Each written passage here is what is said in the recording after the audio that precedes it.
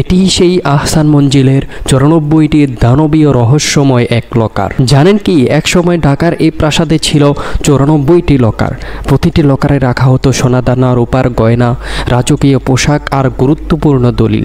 এই রহস্যময় লকারগুলোই আজও আহসান মঞ্জিলকে ঘিরে রেখেছে এক আশ্চর্য ইতিহাসের আভায়।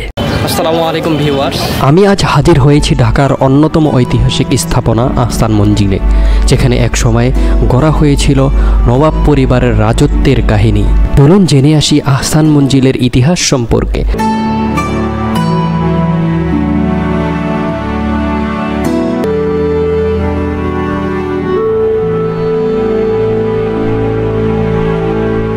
আহসান মঞ্জিল একসময় ছিল ঢাকার নবাব পরিবারের আবাসস্থল। 1872 সালে নবাব আব্দুল গনি এটি নির্মাণ করেন।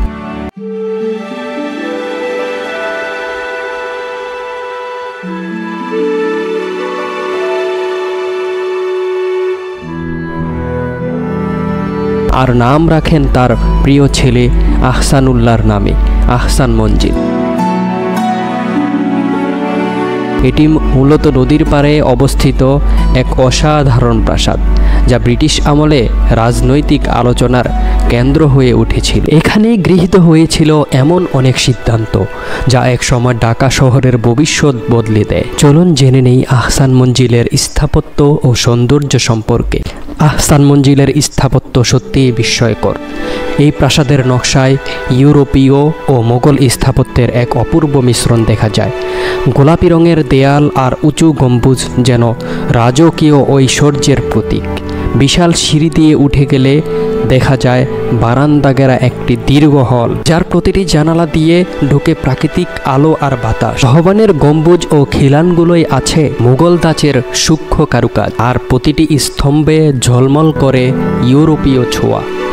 ভেতরের কক্ষগুলোতে আছে সোনালী সাজসজ্জা, পুরনো আসবাবপত্র আর নবাব পরিবারের ব্যবহৃত রাজকীয় সামগ্রী। বাইরে থেকে আহসান মঞ্জিলকে দেখলে মনে হয় যেন নদীর ধারে দাঁড়িয়ে আছে এক রূপকথার প্রাসাদ, যে প্রাসাদ আজও ঢাকা শহরের ঐতিহ্য আর সৌন্দর্যের প্রতীক হয়ে দাঁড়িয়ে রয়েছে। আহসান মঞ্জিলের স্থাপত্যের সবচেয়ে চমকপ্রদ দিক হলো এর দুটি ভবনের একসাথে মিলিত রূপ। একদিকে ছিল পুরনো ভবন, যেখানে নবাব পরিবারের মূল বাসস্থান ও রাজকীয় আসন কক্ষ ছিল। অন্যদিকে ছিল নতুন ভবন, যেটি পরে যুক্ত করা হয় অতিথি গ্রহণ ও উৎসব আয়োজনের জন্য। এই দুই ভবনের মাঝে রয়েছে এক প্রশস্ত খোলা চত্বর, যা এক সময় নৃত্য, সঙ্গীত ও আনুষ্ঠানিক সভার স্থান হিসেবে ব্যবহৃত হতো। পুরনো ও নতুন ভবনের মিলন এমনভাবে পরিকল্পিত যেন বাইরে থেকে এটি একটাই বিশাল প্রাসাদ বলে মনে হয়।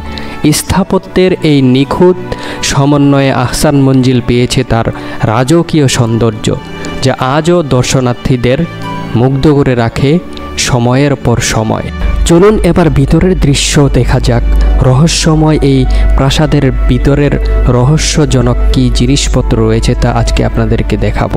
ভেতরে প্রবেশ করা মাত্রই দেখুন, এখানে কাচের ভিতরে পুরো প্রাসাদটির একটি নমুনা নিদর্শন এখানে রয়েছে এবং আশ্চর্যজনক কিছু নিদর্শন এখানে দেখা যাচ্ছে। আহসান মঞ্জিলের ভেতরে ঢুকলেই চোখে পড়ে সেই দুটি পুরনো কাঠের লাল রঙের সিঁড়ি, যা একসময় নবাব পরিবারের রাজকীয় চলাচলের প্রতীক ছিল। এই সিঁড়িগুলো তৈরি হয়েছিল শক্ত কাঠ দিয়ে, আর প্রতিটি ধাপে লাল রঙের প্রলেপ তুলে ধরা হয়েছিল সৌন্দর্য ও মর্যাদা, যেখানে প্রতিটি ঝাঁক ও রেখা যেন বলছে শত বছরের গল্প। ইতিহাস বলে এই সিঁড়ি দিয়েই নবাব সাহেব অতিথিদের স্বাগত জানাতেন, আর মাঝে মাঝে রাজকীয় পোশাকে নামতেন নিচে নদীর বাতাস নিতে।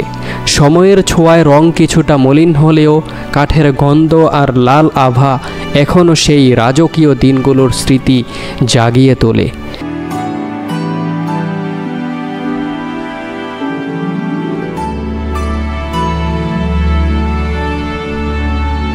গুরুজনদের ছবিও এখানে গ্যালারি আকৃতিতে রাখা হয়েছে।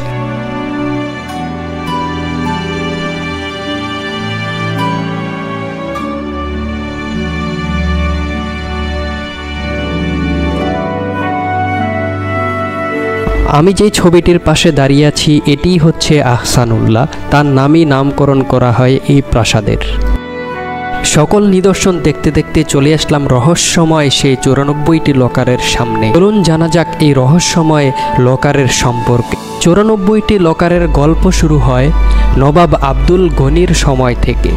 শোনা যায় প্রতিটি লকারে আলাদা আলাদা সম্পদ রাখা হতো এবং এক বিশেষ চাবি ছাড়া কেউ খুলতে পারতেন না এই লকার।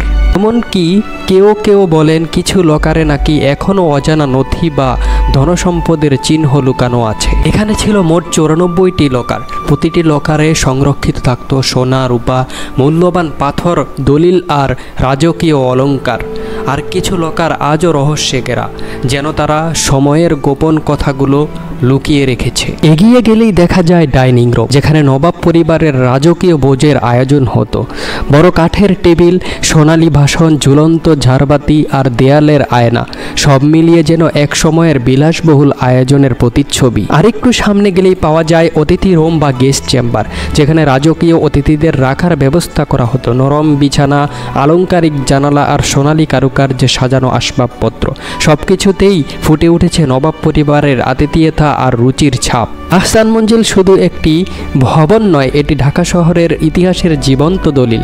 নবাব পরিবারের রাজকীয় জীবনযাপন, 94টি লকারের রহস্য এবং ব্রিটিশ আমলের কূটনীতি সব মিলিয়ে এক ইতিহাসের সাক্ষ্য। আপনাদের কেমন লাগলো এই রাজকীয় ভ্রমণ? কমেন্টে জানাতে ভুলবেন না।